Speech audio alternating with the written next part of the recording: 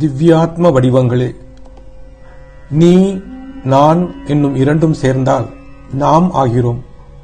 நாமும் இறைவனும் சேர்ந்தால் ஏகம் ஒன்று என்று ஆகிறது.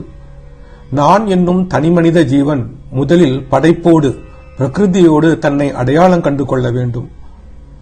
பிறகு உன்னதமான தெய்வத்துடன் பரமாத்மாவுடன் அடையாளம் காண வேண்டும். இதுதான் ஓம் தட் சத் என்னும் மந்திரத்துக்கான பொருள். தனி மனிதனின் ஆத்மாவுக்கும் பிரபஞ்சத்தில் எங்கும் வியாபித்திருக்கும் இறைவனுக்கும் உள்ள ஒற்றுமை ஓம் தட் சத். அவரும், அதாவது இறைவனும் நானும் என்றுமே இருப்பவர்கள். ஆன்மீக சாதனையும் எப்போதும் இருக்கும் ஒன்றுதான். எப்படி சூரியனும் அதன் கதிர்களும் பிரிக்க முடியாமல் இருக்கின்றனவோ அதுபோன்று எக்காரணத்தாலும் எந்த சாதகனும் தன் ஆன்மீக சாதனையில் இருந்து விலகாமல் இருக்க வேண்டும். அப்போதுதான் ஓம் என்னும் பிரணவத்துடன் அவர்கள் இரண்டர கலந்து விட்டார்கள் என்று பொருள்படும்.